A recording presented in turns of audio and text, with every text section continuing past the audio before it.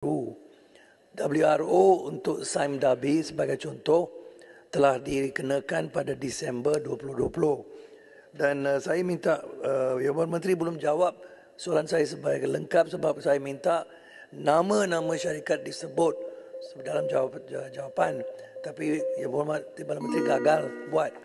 Jadi saya harap bila kita tanya sebut nama dan bidang perniagaan disebut sarung tangan dan kelapa sawit. Tapi nama syarikat tidak disebut. Ini mesti dijawab, soalan mesti dijawab dengan lengkap. Inilah tugas kita di Dewan Rakyat supaya maklumat disampaikan di Dewan Yang Mulia dan disampaikan kepada rakyat. Saya balik pada soalan tambahan.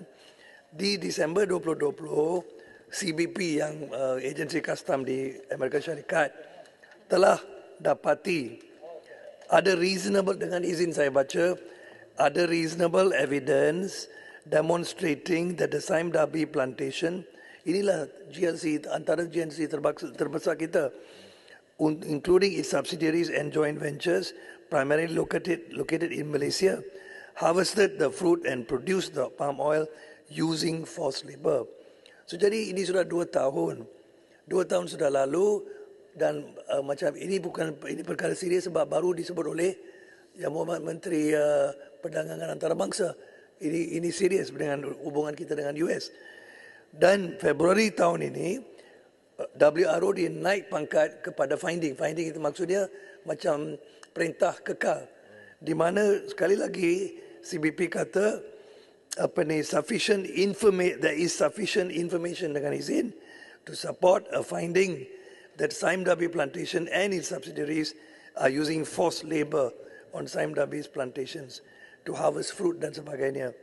Jadi saya faham selepas itu saja sekarang kita dah buat lawatan, kita ada joint committee. Jadi bagi saya 2 tahun setengah ini banyak masa sudah berlalu. Sepatutnya Sime Darby sudah membetulkan apakah amalan yang diadu ini dan betulkan supaya WRO tidak dinaik kepada finding.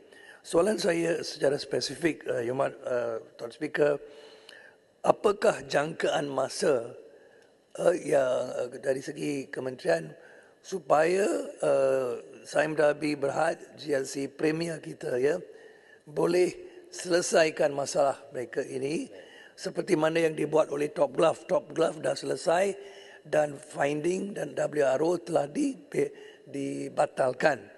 Jadi dalam jangkaan kementerian, bilakah kerajaan melalui kementerian akan bantu dan selesai masalah ini berkenaan Sime Darby sebab ini menjejaskan imej negara. Terima kasih. Sila Timbalan Menteri jawab 1 minit.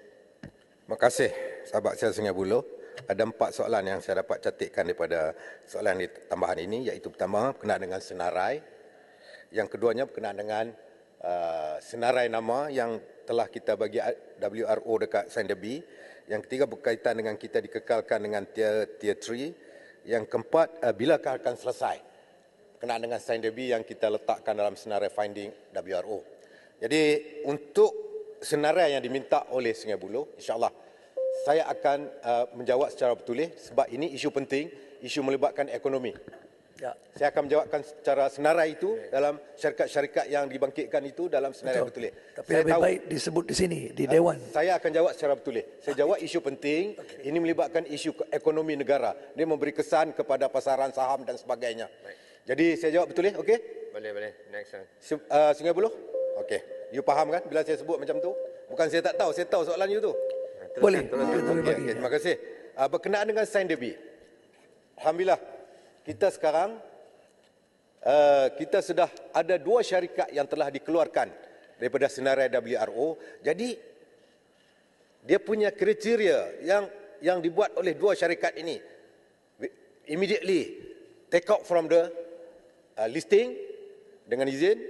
So kita akan menggunakan kaedah ini kepada syarikat yang disenaraikan untuk kita mengambil masa lebih kurang yang ditanya tadi, masa lebih kurang setahun untuk kita semak siasat lagi apa-apa yang belum boleh dipenuhi. Tapi insya-Allah kerjasama daripada syarikat-syarikat ini kepada kerajaan Malaysia sangat-sangat sangat-sangat baik. memberi kerjasama untuk kita mengambil tindakan supaya memberi satu kesan yang positif kepada ekonomi negara. Di jangkaan masa, kita minta bersabar dalam masa setahun daripada sekarang kita akan dapat outcome-nya. InsyaAllah, terima kasih kepada Sungai Buloh yang membangkitkan perkara-perkara ini.